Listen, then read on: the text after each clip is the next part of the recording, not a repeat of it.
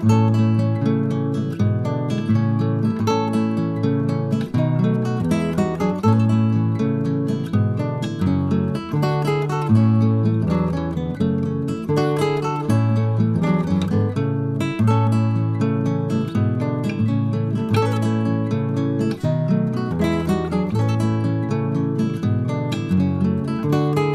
buenas tardes, espero que estén pasando un bonito domingo. Vamos a continuar con esta serie de catequesis para profundizar nuestra fe. Comentaba yo en el otro tema, hace 8 días, que la Iglesia nos invita hoy a tomar en serio nuestro cristianismo y la primera parte es la palabra profundizar nuestra fe, porque a veces nos pueden preguntar algo y nos quedamos callados porque no sabemos qué explicación dar.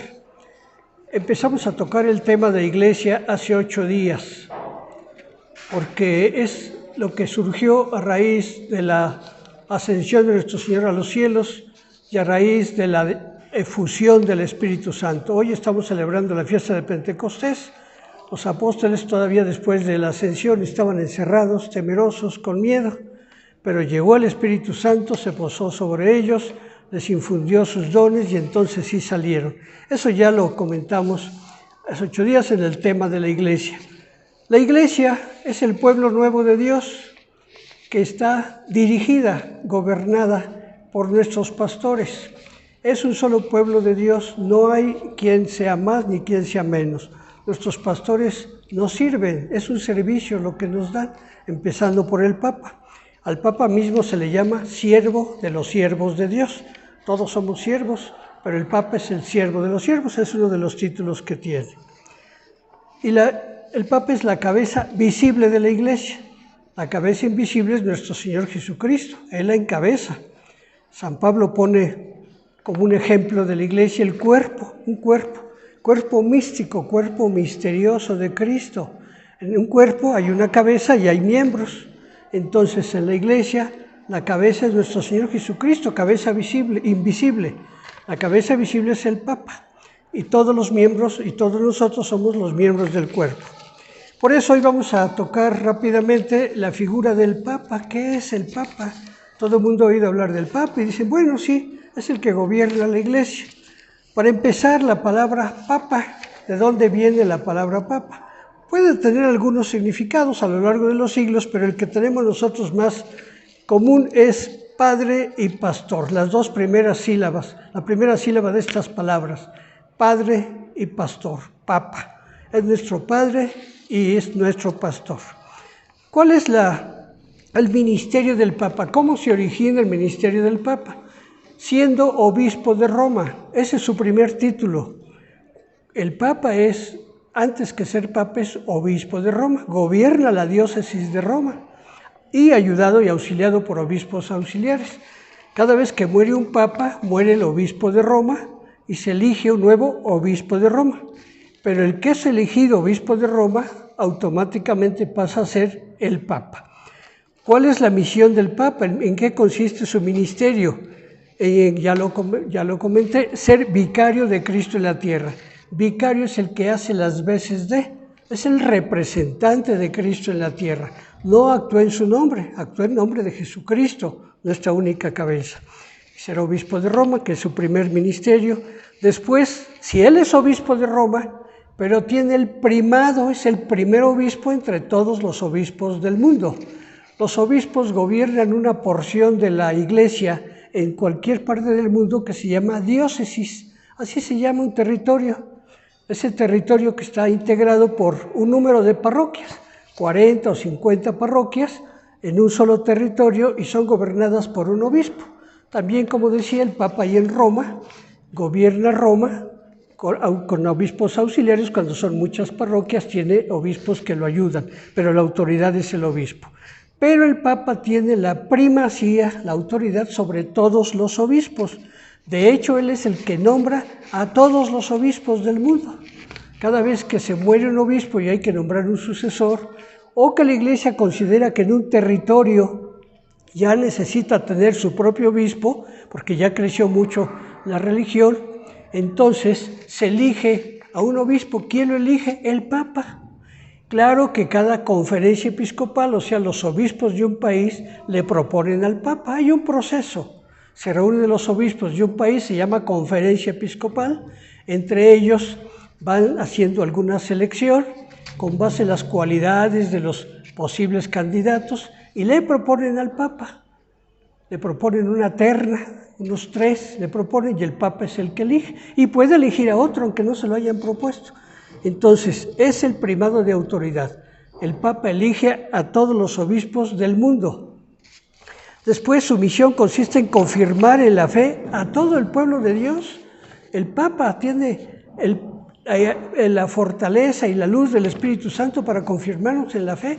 Por eso tiene documentos, tiene discursos, tiene exhortaciones, tiene mensajes constantemente para estarnos fortaleciendo en la fe. Esa es su misión, fortalecernos en la fe.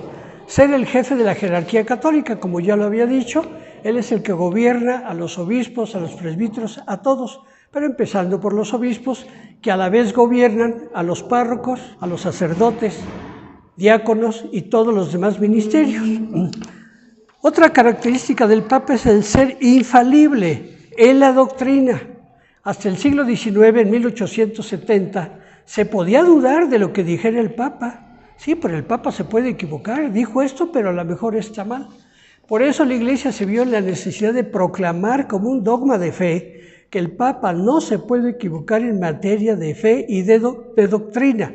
Si habla de otros temas materiales, por supuesto que se puede equivocar, pero si habla de fe y doctrina, no se puede equivocar. Es un dogma que tenemos de fe, la infalibilidad del Papa. Y esto se basa en que tiene la asistencia del Espíritu Santo. El Espíritu Santo está asistiendo, como Jesús lo prometió, está asistiendo al Papa para que gobierne la Iglesia y las decisiones que tome. ¿Cuáles son las insignias del Papa? Fundamentalmente es la sotana blanca y el solideo blanco. Ahora no resalta tanto porque hasta hace unos años todos los sacerdotes usaban sotana negra y el único que usaba sotana blanca era el Papa, por eso se distinguía. Y el solideo es una gorrita que tienen aquí los obispos y el Papa es el único que lo usa blanco. Los obispos lo usan de color lila, morado, y los cardenales de color rojo. Ese se llama capelo, su término antiguo, que es un gorrito, vamos a llamarle así. El Papa lo usa de color blanco. Y la sotana blanca, que es propia de él. Ahora, obispos, sacerdotes a veces utilizan para las celebraciones, pero en realidad cuando no están en el ministerio, la sotana es lo que tienen que usar es de color negro, sigue siendo la sotana propia de obispos, de sacerdotes. Los obispos usan sotana negra, pero con unos vivos de color lila en las orillas de las mangas y en el cuello y en los botones. En eso se distinguen los obispos. El Papa usa todo blanco. Además, el Papa, cuando es elegido, igual que todos los obispos, diseña un escudo como se usaban antes los señores principales, los condes, los marqueses, los reyes, diseñaban su escudo y el Papa, cada Papa diseña su escudo. Pone ahí algún lema, alguna frase de la Biblia, algún concepto que quiera y algún símbolo. Cada Papa tiene su propio escudo. Luego, esas son las insignias del Papa, es el escudo que utiliza en los documentos mientras sea Papa. ¿Qué significa ser vicario de Cristo? Hacer las veces de Cristo, tener la presencia de Cristo aquí en la tierra. Enseñando, gobernando, santificando, animando y sirviendo a todos los fieles de la Iglesia. La misión de la Iglesia tiene 3 partes: enseñar, santificar y conducir al pueblo de Dios. Enseñar, santificar y conducir al pueblo de Dios. La catequesis, los sacramentos y el pastoreo. El Papa es el primero que los tiene. También lo tienen los obispos, los presbíteros y los diáconos. Todos los que tenemos el orden sacerdotal tenemos ese triple ministerio, pero el Papa es el primero. Por eso dejó aquí en el lugar, en la tierra, una figura visible. Ya dijimos que esto es en virtud de la asistencia del Espíritu Santo. Por eso, obedecer al Papa es obedecer a Cristo. A lo largo del tiempo ha habido quienes se han rebelado contra el Papa y lo han desconocido. Algunos de los grupos religiosos que ya no forman parte de la Iglesia, el único motivo es que no reconocen al Papa. Es un grupo, por ejemplo, de los ortodoxos, es un rito nada más. Creen en lo mismo que creemos nosotros, en los santos, en la Virgen, pero no creen en el Papa. Creen en Jesucristo, en nuestra doctrina, los sacramentos, pero no aceptan al Papa como cabeza. Dicen, ¿cómo un simple hombre va a representar a Cristo? No, eso no puede ser. Eso se dio y se dio una división de la Iglesia, se llama cisma, allá por el siglo X, por soberbia. Cuando nos llenamos de soberbia, no escuchamos la voz de Dios. Los católicos, si queremos ser fieles a Dios, tenemos que ser fieles a Cristo, tenemos que ser fieles a la Iglesia, tenemos que ser fieles al Papa, a nuestros obispos. ¿Por qué al Papa se le llama también sumo pontífice? Pontífice es una palabra latina, pontifex, el que hace puentes. En la antigüedad de los ejércitos, sobre eso lo inventaron los romanos, en las batallas y en las invasiones que tenían en las misiones militares cuando iban avanzando, algo que hacían mucho era construir puentes, porque a veces había un río, no podían atravesar el río, entonces estos pontífices, estos que construían puentes para que pudieran pasar las tropas. Y si se acercaba el enemigo, los mismos ingenieros los destruían. En latín, entonces, entre los militares existía el pontífice, el que hace puentes. Por eso el Papa se le llama sumo pontífice, el mayor que construye puentes, construye el puente entre la humanidad y nuestro Dios. Él es el puente visible, Jesús es el puente real, pero el Papa es el puente visible, por eso se le llama el sumo pontífice, porque construye puentes entre nosotros y la gracia de Dios, tanto nuestra oración que se eleva, nuestra súplica, nuestras celebraciones, como al implorar la gracia de Dios, la fuerza del Espíritu Santo. Ya hablamos de la infalibilidad que asiste al Papa cuando él mismo proclama que está hablando como sumo pontífice, y él lo dice cuando expide sus documentos, cuando nos expide una doctrina, que está hablando como Papa, no está hablando simplemente como una persona cualquiera. ¿Qué ha pasado con los papas de la Iglesia a lo largo de la historia? ¿Quién fue el primer papa? El primer papa fue Pedro, al que Jesús le confió esa misión. En una ocasión en que Jesús se apartó de la gente, porque le preocupaba que la gente, la mayoría lo seguían solo para pedirle milagros, para ver cosas mágicas. Y entonces Jesús se preocupó por enseñar a sus apóstoles. Y un día se fueron a una región apartada, se llama Filipos, en Filipos de Cesarea de Filipo. Entonces ahí para estar aparte. Entonces la gente no los molestaría. Y Jesús les hizo una pregunta: ¿quién dice la gente que soy yo? Quería saber Jesús qué decía la gente de él. Y luego les preguntó a ellos, le dieron varias respuestas. Y luego les dijo: ¿y ustedes quién dicen que soy yo? Y Pedro contestó en nombre de todos: tú eres el Mesías, el Hijo de Dios vivo. Jesús lo felicitó por esa profesión de fe, pero porque no era de él, sino del Padre Celestial que se le había infundido. Entonces en ese momento le cambió el nombre: tú eres Pedro. Se llamaba Simón y le llamó Pedro, Pedro que quiere decir piedra. Tú eres Pedro y sobre esta piedra edificaré mi iglesia y las puertas del infierno no prevalecerán contra ella. En ese momento Jesús constituyó a Pedro como su primer vicario. Desde ahí ya lo anunció. Pedro de hecho ya actuaba como cabeza de los apóstoles después de esta elección que hizo Jesús. Esta página que aparece en el Evangelio de San Mateo, en el capítulo 16, también aparece en San Lucas, cuando le dijo que confirmara en la fe a sus hermanos. Ya al final, una vez resucitado también, cuando se les apareció, le preguntó a Pedro para motivarlo a que reparara aquella triple negación. Le preguntó si lo amaba. Pedro, ¿me amas? Sí, Señor, tú sabes que te amo. Pedro, ¿me amas? Pedro se quedó triste. Sí, Señor, tú sabes que te amo. Y por tercera vez Jesús le preguntó. Pedro le dijo: Señor, tú lo sabes todo, tú sabes que te amo. Y Jesús le dijo 3 veces: apacienta mis corderos, apacienta mis ovejas. Es la confirmación de este ministerio que tuvo Pedro como primer papa, y luego todos los demás 266 papas que van hasta ahorita en sucesión ininterrumpida. Para los hermanos separados, los protestantes, luteranos, pentecostales, mormones, todos los que no reconocen al Papa, tendrían que arrancar de sus Biblias esta página, aquí donde Jesús está confirmando a Pedro.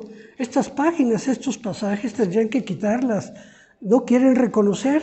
Ellos que conocen la Biblia y que a todos lados andan con la Biblia, hasta la andan cargando, no reconocen este pasaje como que ya se les olvidó. Bueno, Pedro fue el primer sucesor de Jesús, el primer vicario de Cristo. Y luego vienen los sucesores.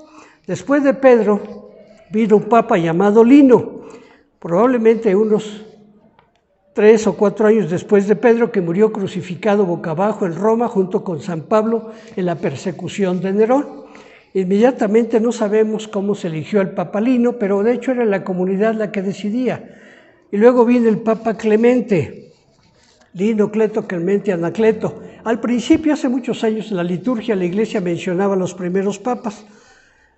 Entonces, ha habido diferentes maneras de elegir a los nuevos papas. Casi siempre ha sido por aclamación. El pueblo era el que los elegía. O en un momento dado, pues los principales, que eran los obispos, los presbíteros. No había, hasta el siglo XV por allá, una manera clara de elegir.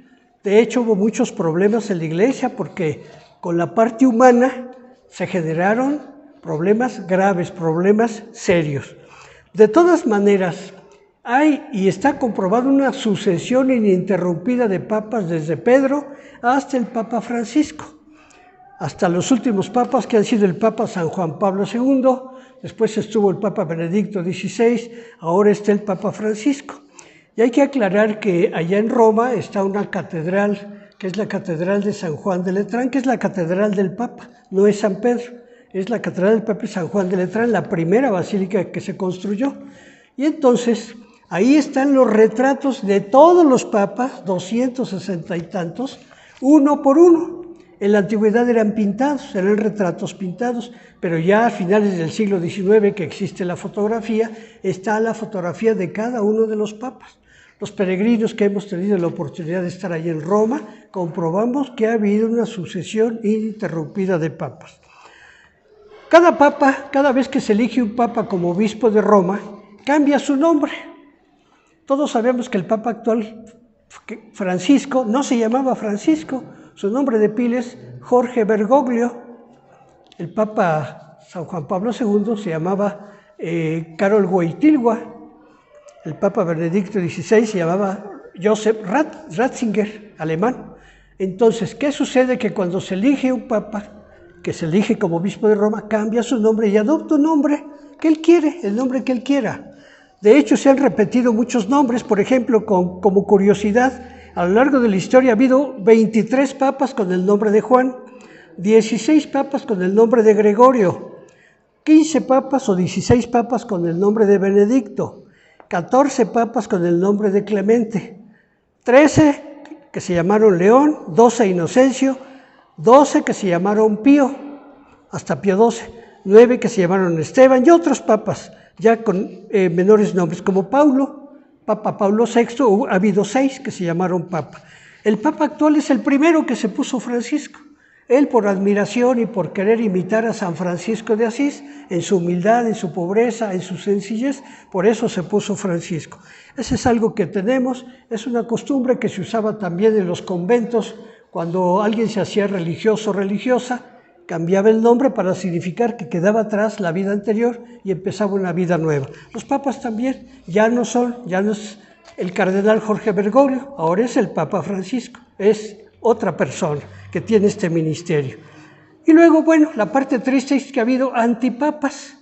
De hecho, en algún momento llegó a haber hasta 3 papas y había la duda quién es el papa auténtico, quién es el papa legítimo, porque hubo muchos problemas que ahorita sería muy largo.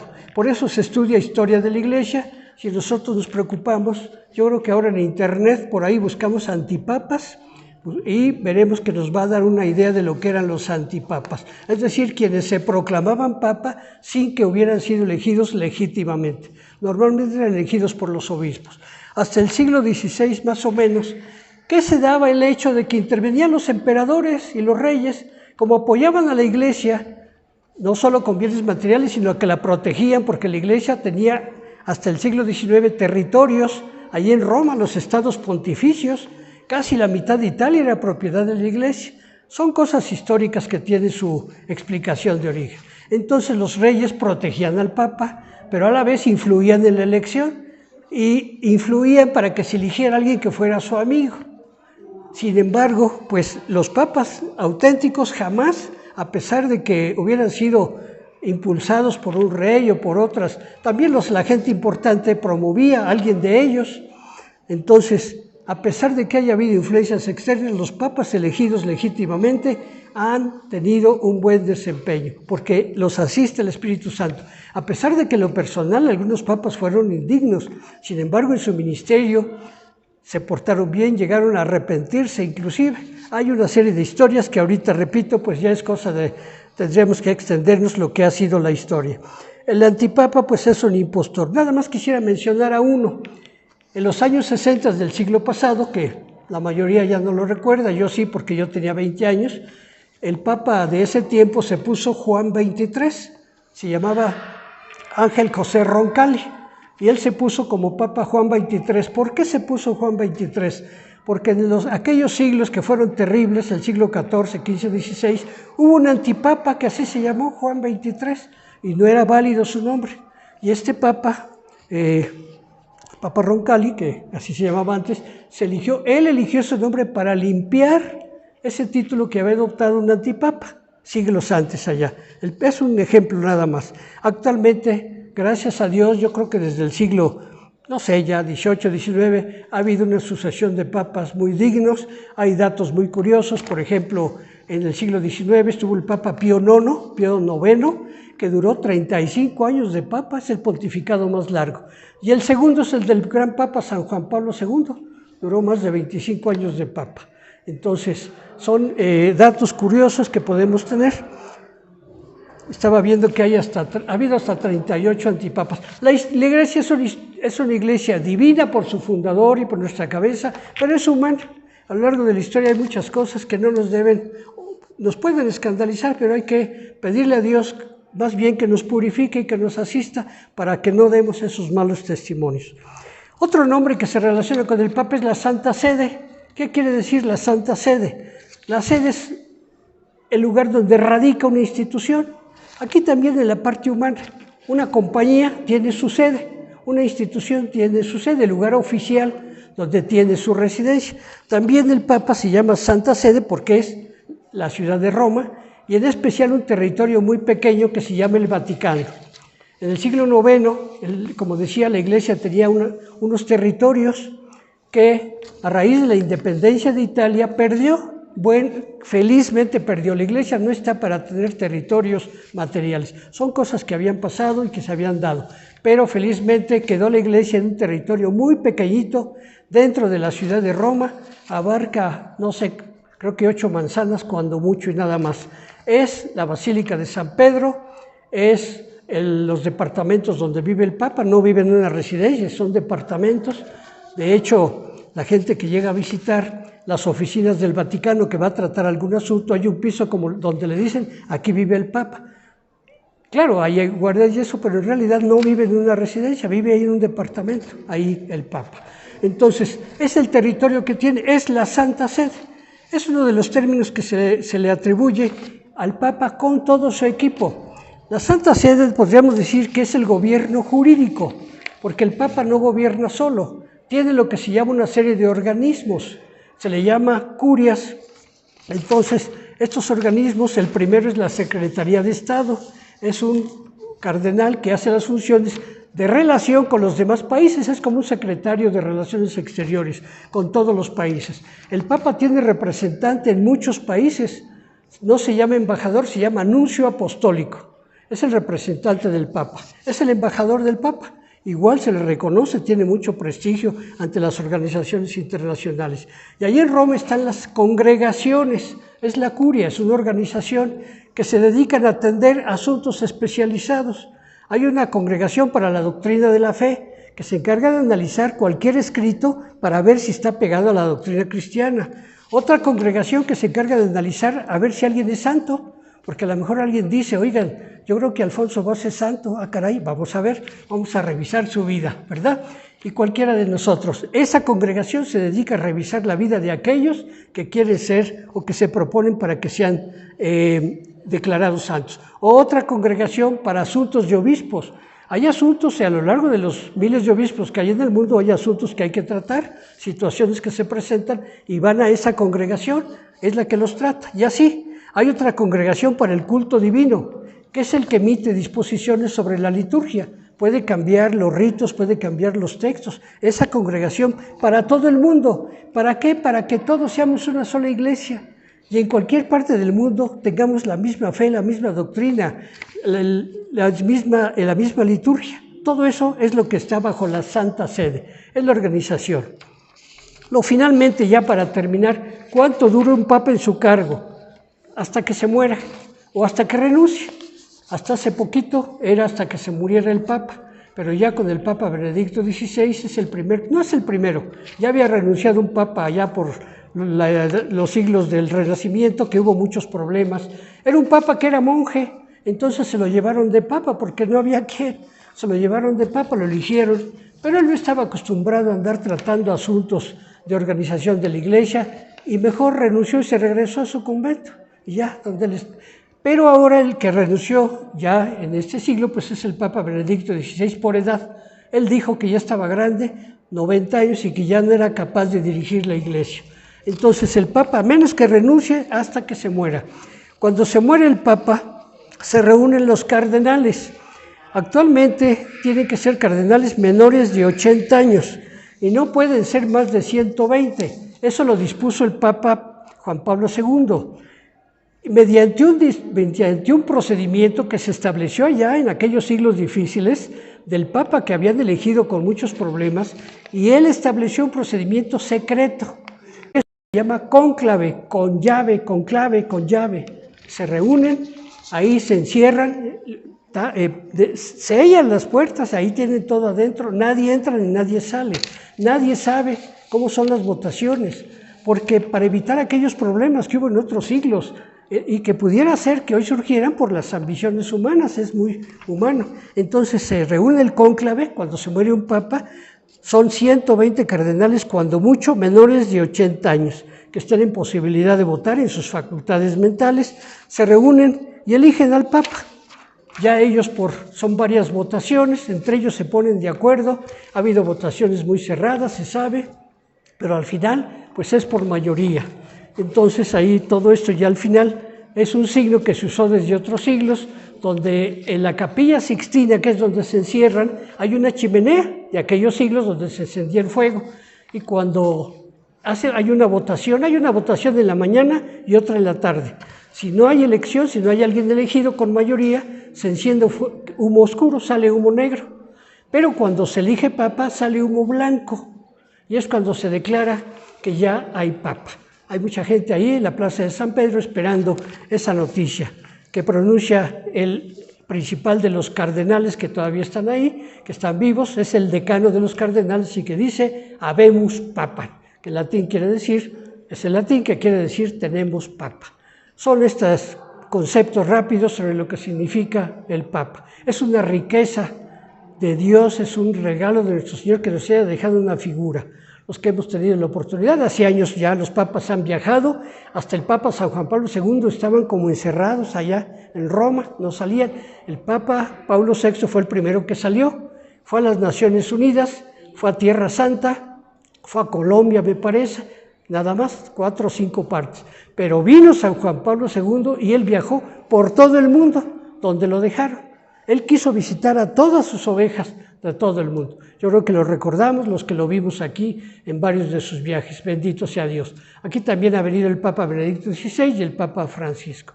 Gloria a Dios. Pues esta es la figura del Papa, por quien tenemos que pedir siempre. El Papa siempre ha pedido, en el rosario se reza un Padre Nuestro de María y Gloria por las intenciones del Papa. El Papa sufre porque carga sobre sus hombros a toda la Iglesia. Por eso cuando surge un problema interno, tenemos que pensar, todo le llega al Papa. cómo ha de sufrir el Papa.